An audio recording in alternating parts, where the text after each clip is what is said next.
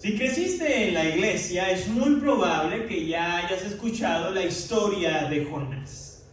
Y déjame decirte que la historia de Jonás tiene esos elementos suficientes para acaparar la atención de cualquier audiencia, desde la audiencia más pequeña, la audiencia infantil, hasta los más grandes, los más adultos. Aquellos quienes conocemos esta historia sabemos exactamente de qué es lo que se va a tratar el libro de Jonás. Pero permíteme decirte que el libro de Jonás va mucho más allá, o la vida de este profeta va más allá de un entretenimiento sano, porque hoy en día no cualquier entretenimiento es sano. Va más allá de una moraleja moral, que hoy en día las moralejas morales abastecen tristemente mucho de los púlpitos de la iglesia en vez de predicar la palabra de Dios. La vida y el libro de este varón llamado Jonás nos habla de la soberanía de Dios, no solamente del mundo natural o de la naturaleza, sino también incluso de los hijos de Dios que se muestran rebeldes a su voluntad. En este capítulo número 1, vamos a ver el descenso progresivo de este varón en su relación con Dios. Veremos cómo este varón viaja al puerto marítimo más cercano, descendió, después desciende en el barco a la bodega donde se acostó para dormir y finalmente este varón desciende al mar porque es lanzado, desciende al barco porque es lanzado, desciende al mar porque es lanzado del barco. Pero permíteme decirte algo, que en cada faceta de Jonás, la misericordia de Dios siempre lo estuvo persiguiendo.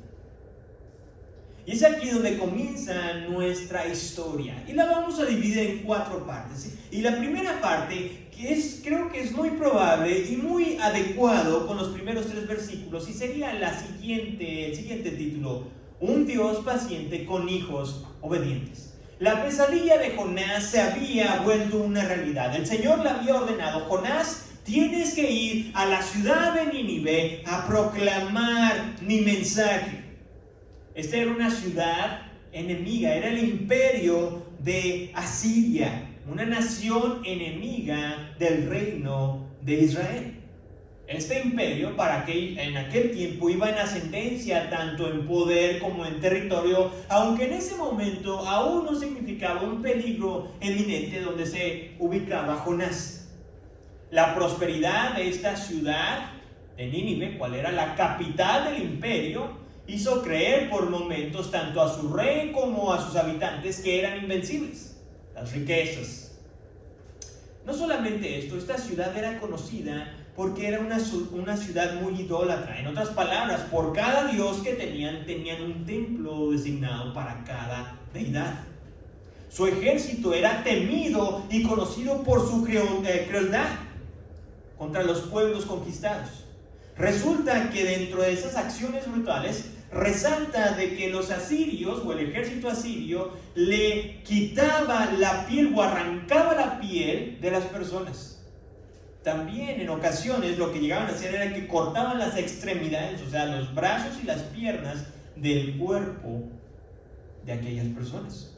Estos métodos eran utilizados para intimidar a los pueblos que conquistaban.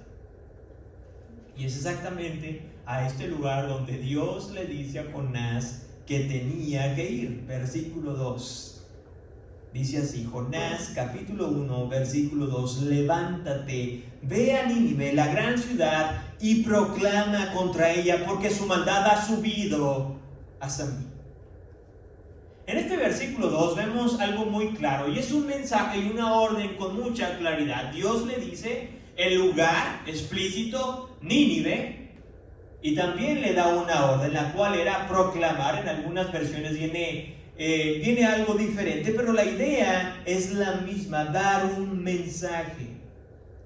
Esta frase de proclamar contra ella debe de entenderse como una denuncia fuerte, clara y pública en contra del pecado de los habitantes de aquel lugar.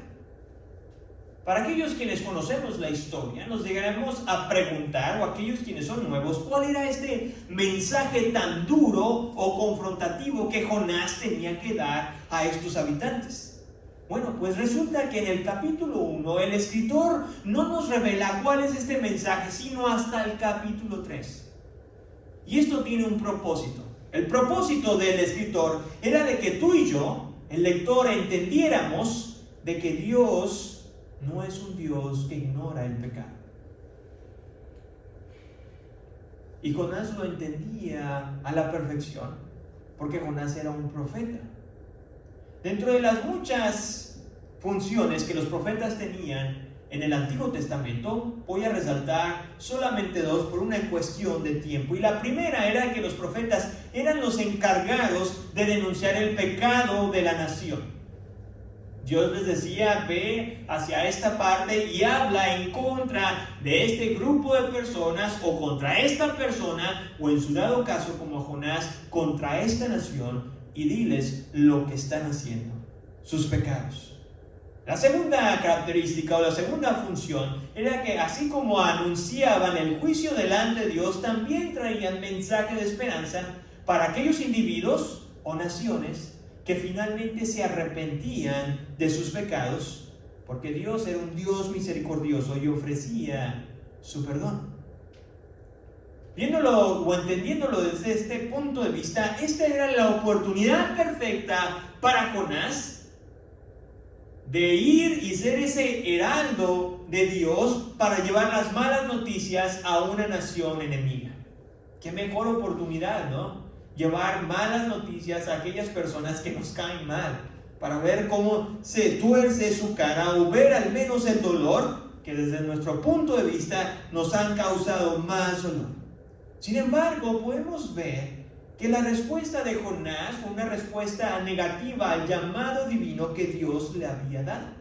Eso nos deja pensando a ti y a mí, si eres nuevo en la historia de Jonás, de que quizás Jonás tomó la decisión o quizás Jonás fue a otro lugar, como dice el versículo 3, porque tenía miedo. Recordemos, esta era una nación malvada, una nación que arrancaba la piel de las personas, que cortaba la extremidad de las personas, de aquellos pueblos que conquistaban. Ahora imagínense de aquel que fuera a ir a hablar en contra de la forma o el estilo de vida que él esperaba. Probablemente pudo ver eso.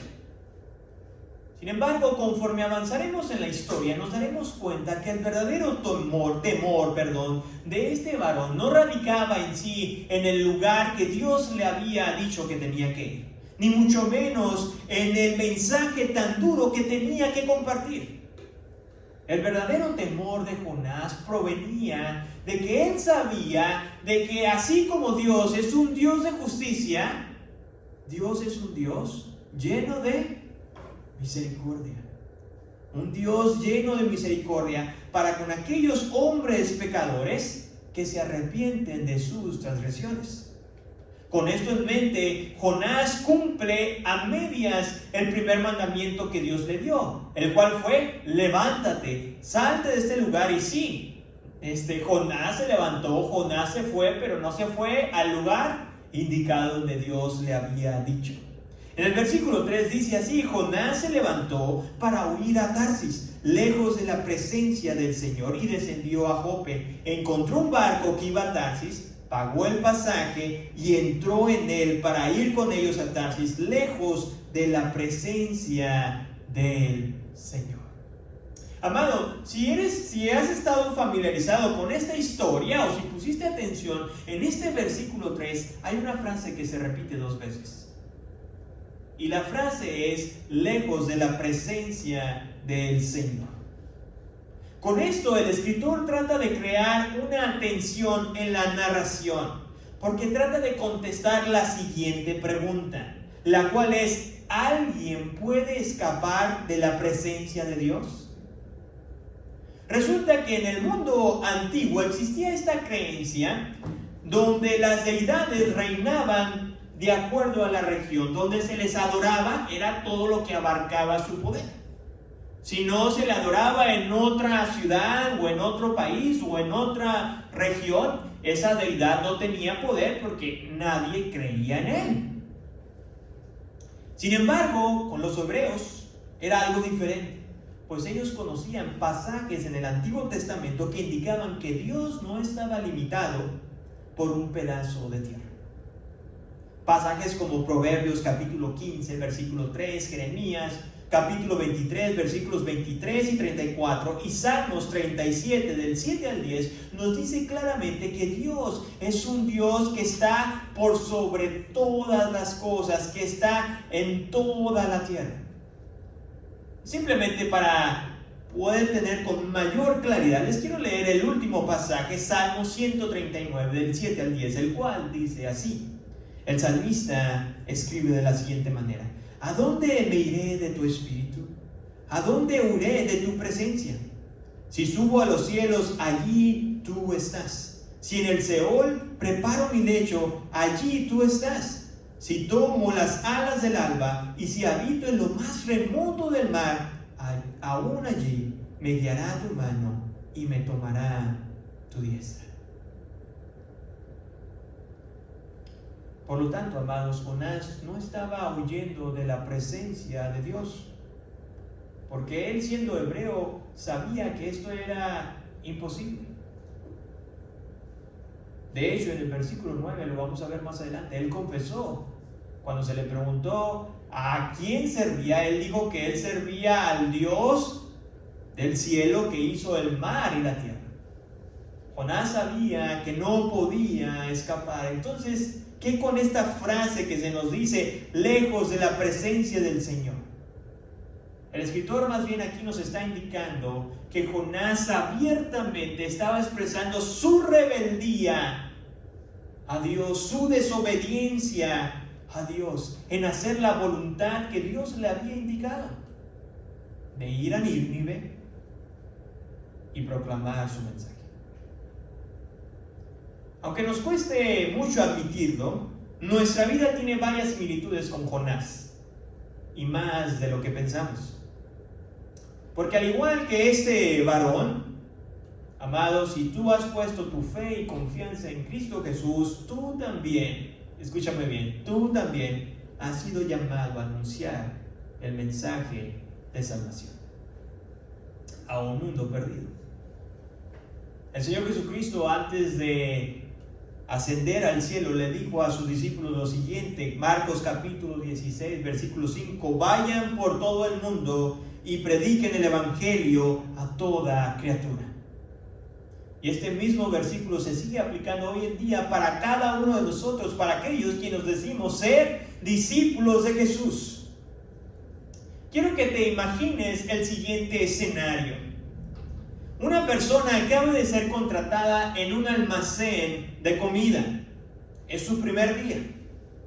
Pero esta persona simplemente llega al trabajo y se sienta a observar cómo los demás compañeros suben cajas, bajan cajas, suben cajas y bajan cajas, y esa persona sigue estando sentada en su primer día de trabajo. Algunos compañeros, al observarlo, se acercan a él y le tratan de explicar que el trabajo no es sentarse, sino es subir cajas y bajar cajas. Después de un rato de haber explicado, de escuchar varias explicaciones, el trabajador que está en su primer día se vuelve a sentar en la silla.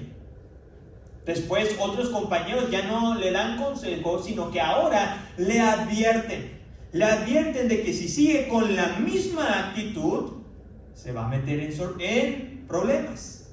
Cuando finalmente el supervisor se da cuenta de la situación, le llama la atención y le habla a este trabajador y le dice, es tu responsabilidad trabajar.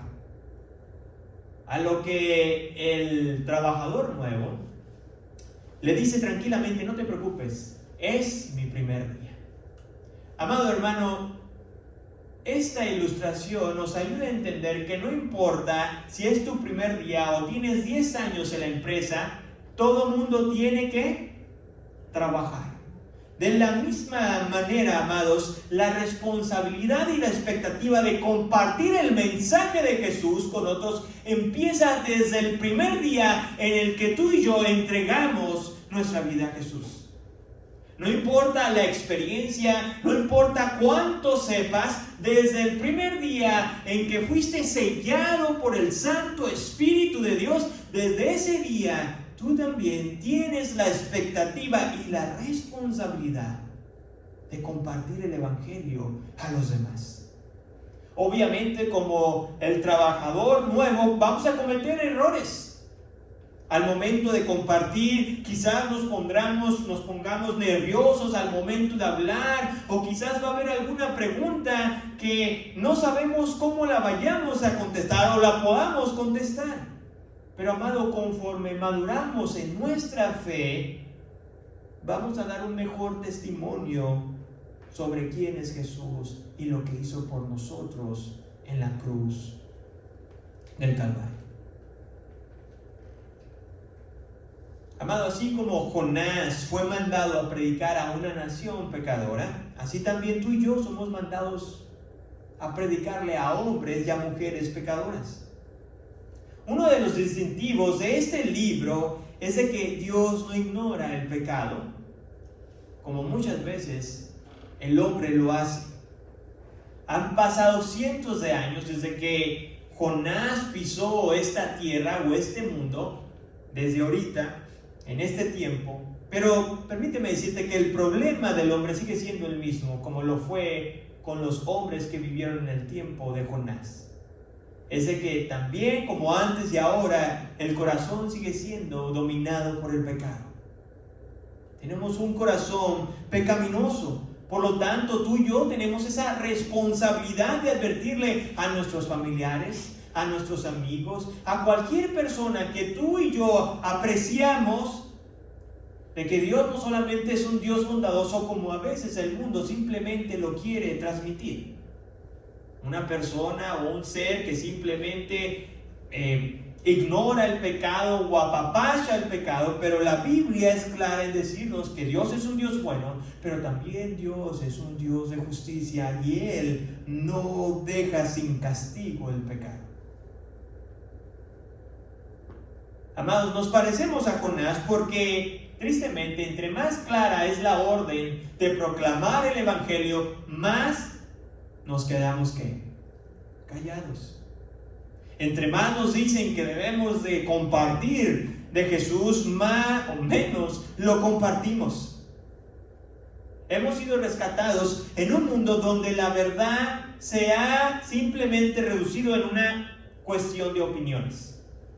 Frases como, si crees que eso te funciona a ti, entonces, bien por ti. O quizás lo has escuchado, si te sientes bien, entonces eso es verdad.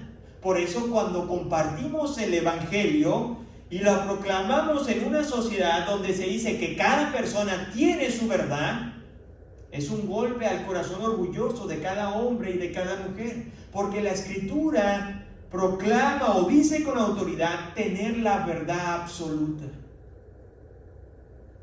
la cual nos dice de que el hombre necesita de un Señor y un Salvador porque está perdido en sus pecados.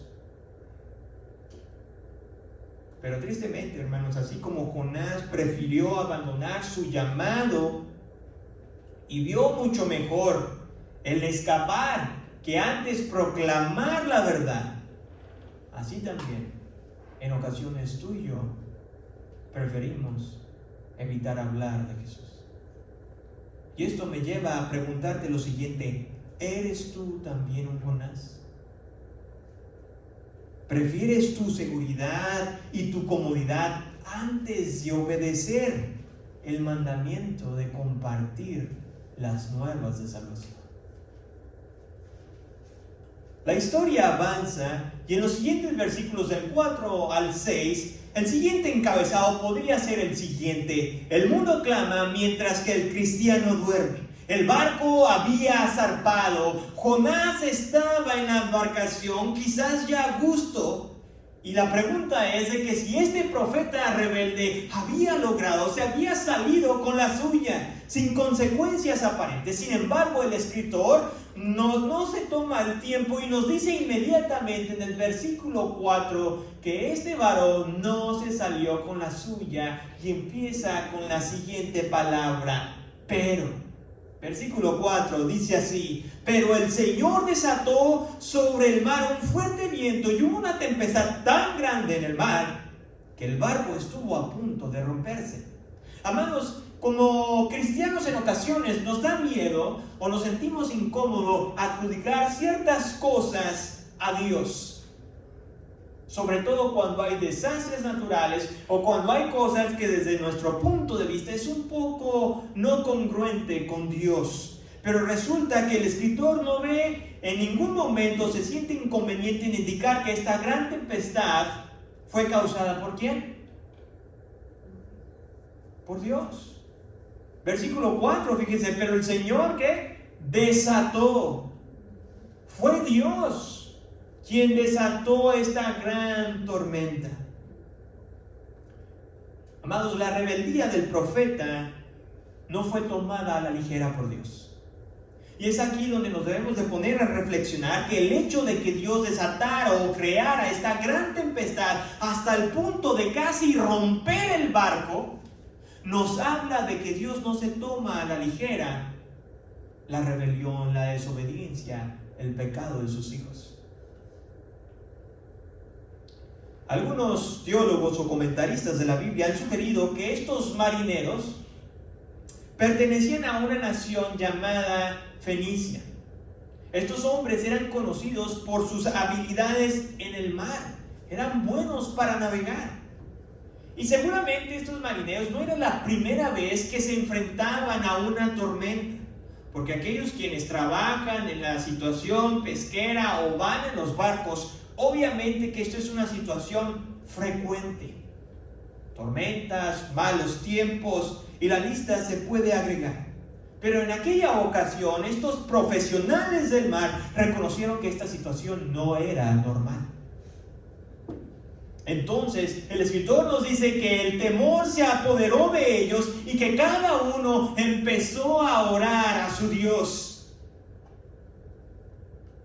Amado hermano, cuando uno de repente va en algún transporte, me acuerdo en alguna ocasión que me dijeron, cuando tú vayas volando en un avión y veas que la azafata hay turbulencia y la azafata está tranquila, tú tranquilo, es algo normal. Pero si hay turbulencia y empiezas a ver que la azafata se pone nerviosa, entonces ¿sabes qué? Tú también ponte nervioso, porque si ellos, los expertos, saben que esto no es normal, pues cuánto más nosotros. De la misma manera, resulta que estos expertos del mar estaban llenos de miedo.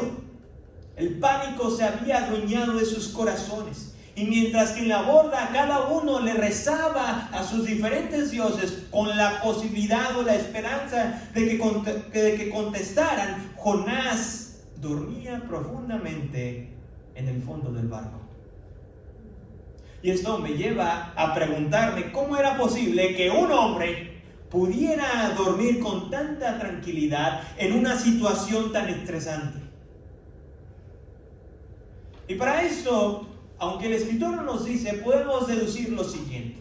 La primera deducción puede ser de que en la parte baja del barco no se sintiera tanto la tormenta o la marea.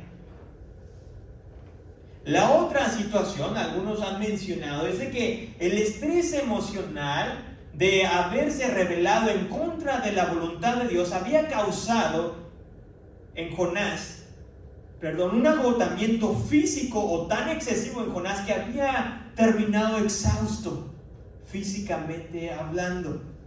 Así que cual sea la opción que te guste más, el hecho es de que el profeta se da cuenta que están en grande peligro hasta que el capitán del barco va y lo despierta.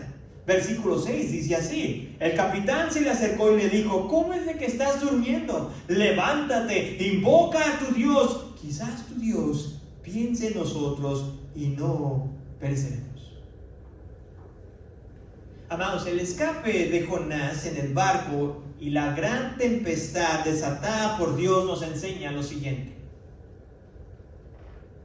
que cuando el peligro y el sufrimiento llega como una gran tempestad a la vida, incluso hasta los que no creen en Dios son despertados de su indiferencia espiritual. Hermanos, esto es una realidad. Cuando hay peligro, cuando hay dolor, cuando hay enfermedad, cuando hay muerte, hasta los incrédulos buscan por donde sea a Dios. Y obviamente muchos de ellos claman por ayuda a sus diferentes ídolos, como lo hicieron los marineros. Pero al igual que esto, sus oraciones no son escuchadas porque claman a dioses falsos. Pero amados, si esto es algo malo, permíteme decirte que hay algo peor que esto, que clamar a dioses falsos. Es cuando los incrédulos toman la iniciativa para despertarte a ti y a mí de nuestra apatía espiritual. Eso es mucho peor, hermanos. Cuando alguien viene y nos dice: oyes, ora por mí porque estoy enfermo. Oyes, ora por mí porque mi matrimonio está pasando por una situación difícil. Oyes, ven y habla con mi hijo. Mira cómo se está comportando. Tú que crees en Dios, ven. Amados, eso es mucho peor. Que la gente tenga que despertarte a ti y a mí de nuestra apatía espiritual. En ocasiones nuestra indiferencia es tan grande, amados, que no vemos que esa gente necesita de un Señor y de un Salvador. Los vemos sufrir en sus matrimonios. Somos testigos de la tristeza que les causa cuando alguien muere, un ser amado. Pero aún así nos mantenemos distantes y observamos cómo la vida de aquellos que no tienen a Dios y que decimos apreciarles se está desmoronando.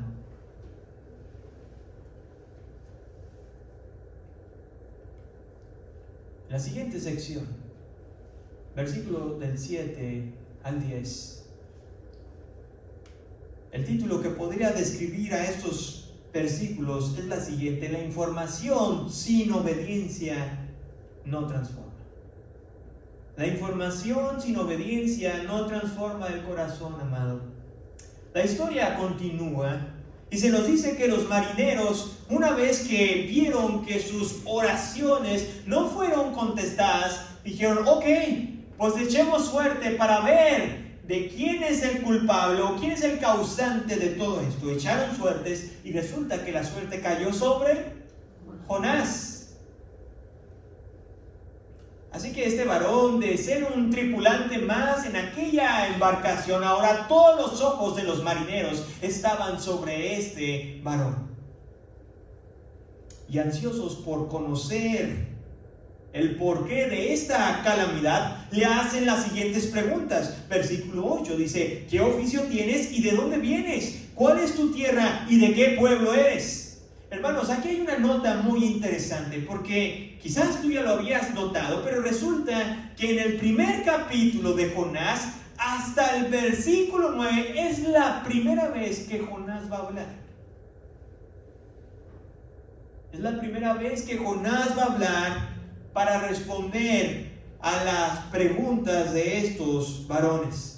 Versículo 9, Jonás dice lo siguiente: soy hebreo y temo al Señor, Dios del cielo, que hizo el mar y la tierra. Amados, la declaración que hizo Jonás hizo que estos varones temblaran de miedo.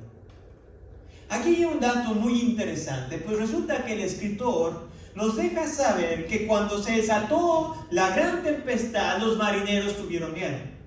Pero cuando Jonás contestó las preguntas de que a qué Dios servía, estos varones no tuvieron solamente miedo, sino que el escritor nos dice que tuvieron gran temor. Estaban aterrados. Alguien dijo lo siguiente: los marineros, en su percepción de un mundo lleno de dioses, sabían que el huir de un dios era una tontería.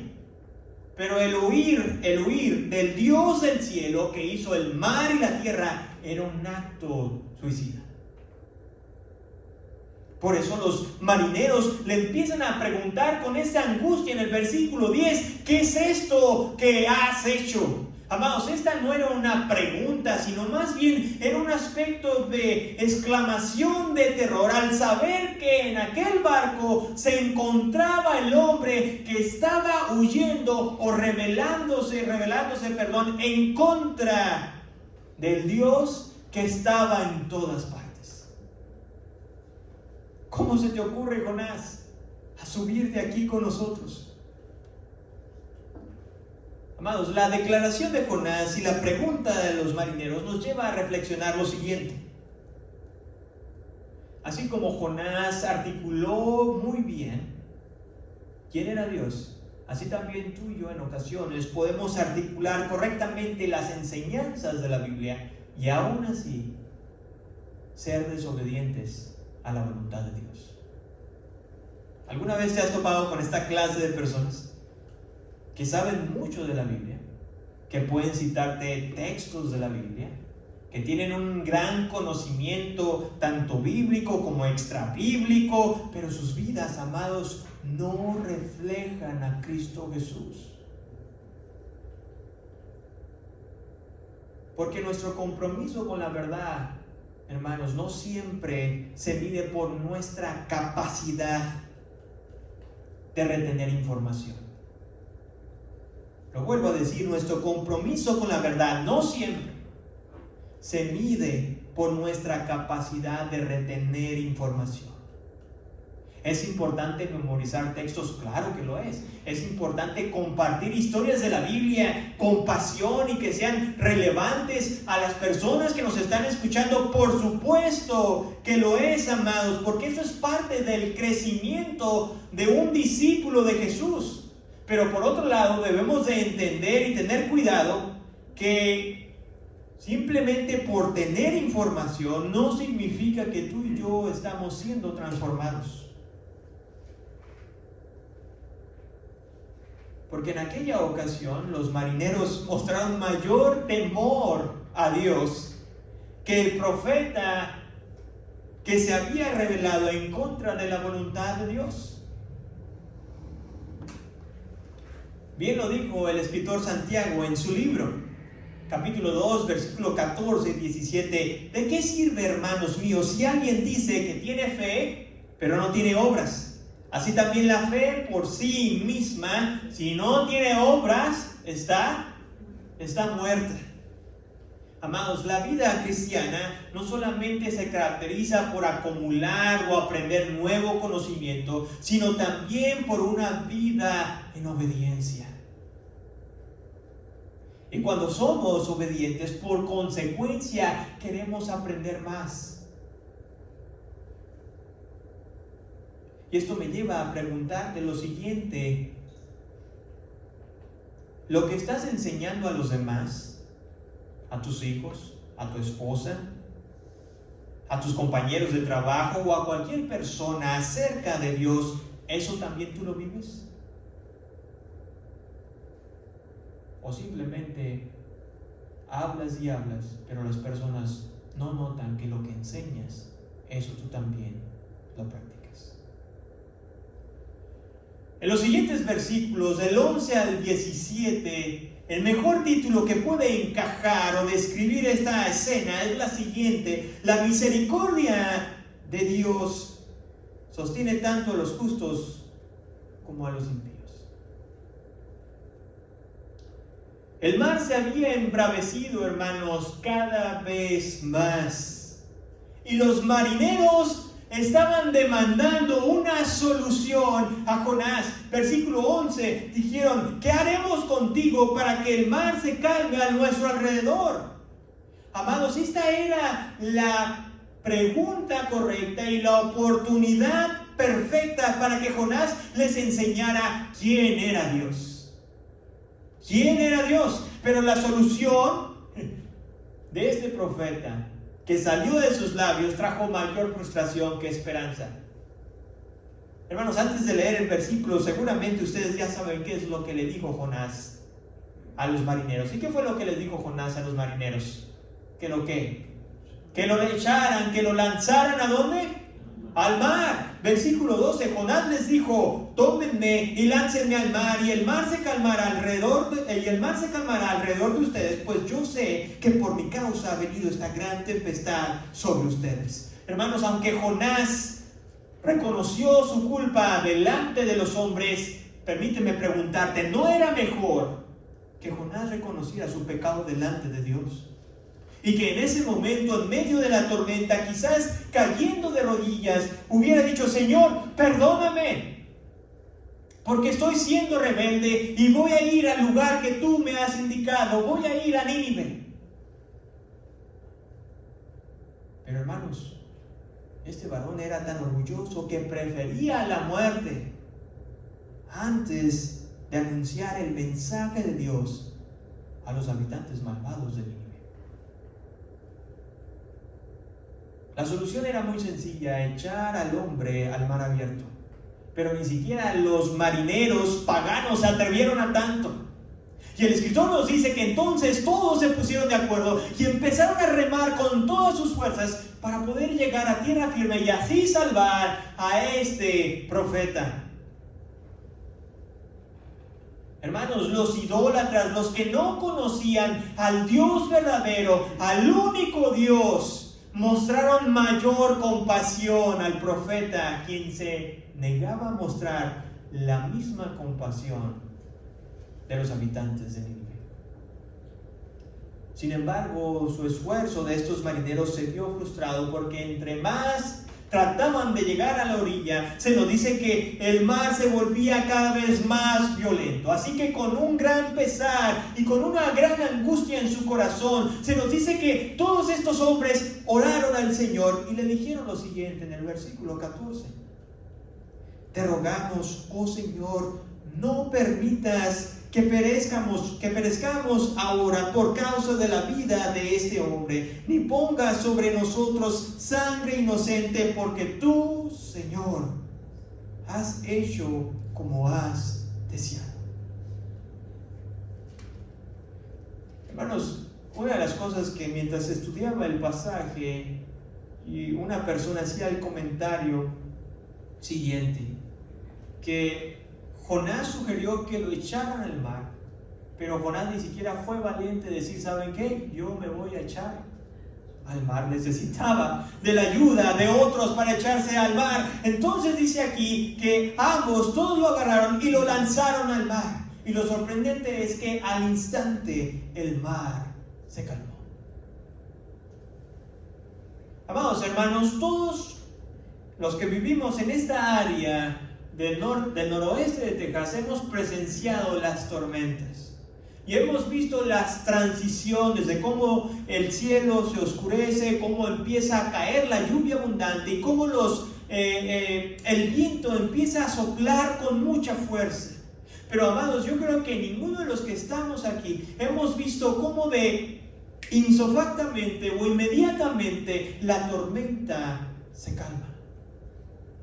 Así como empieza, es una progresión, así también poco a poco deja de llover, los vientos dejan de soplar con esa fuerza y finalmente el cielo se empieza a aclarar.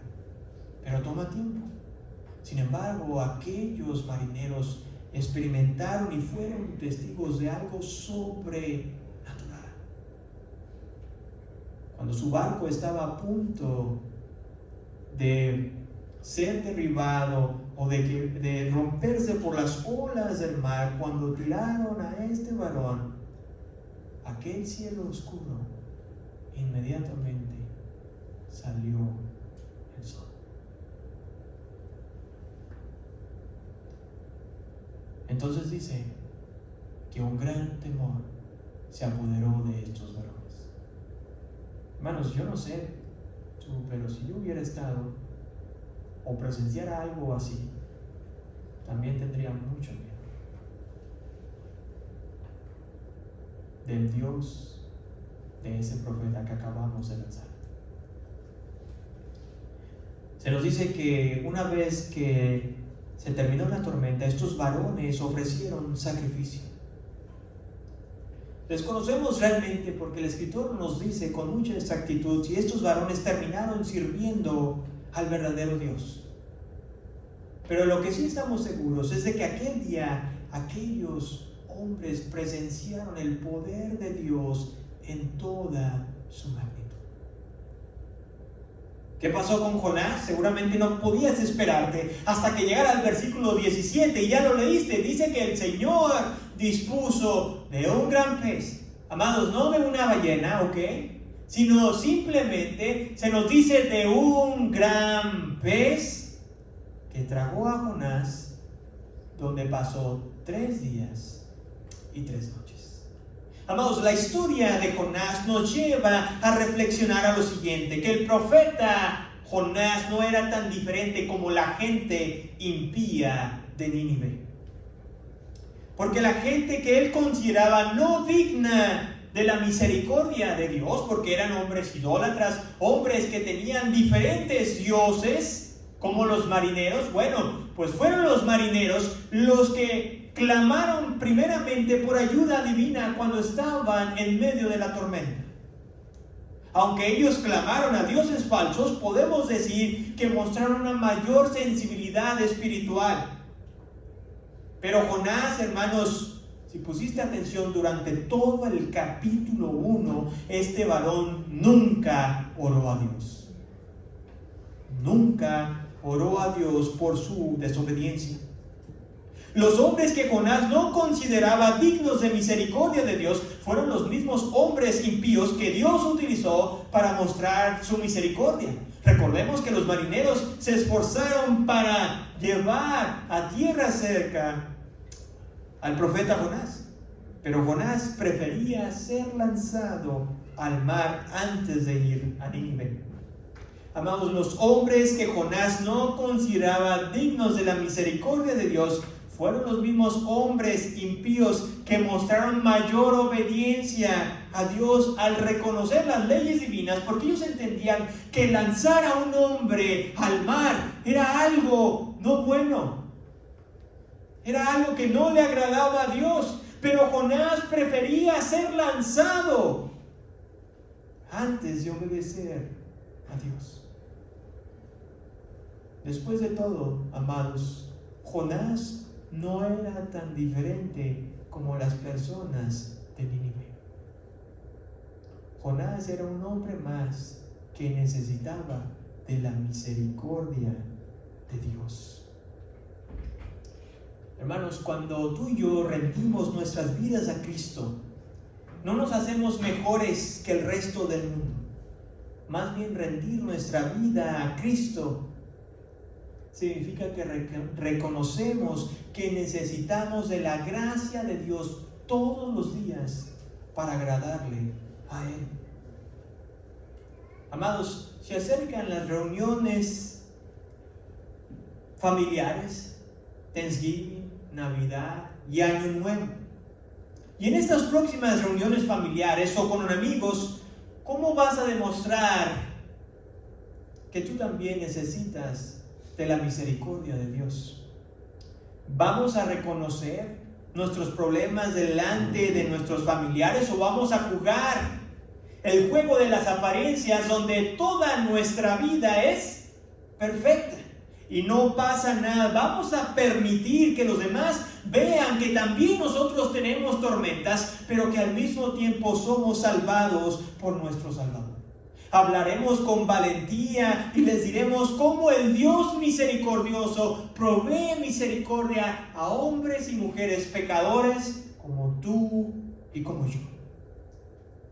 La historia de Jonás nos dice que Dios tuvo que desatar una tormenta literal en la vida de este varón para que obedeciera su voluntad. Y quiero terminar con esta pregunta, amados: ¿qué necesita Dios desatar en tu vida para que le obedezcas? Amados, tengamos cuidado, porque Dios no va a dudar en desatar tormentas en nuestra vida con el propósito de que tú y yo volvamos al camino de justicia.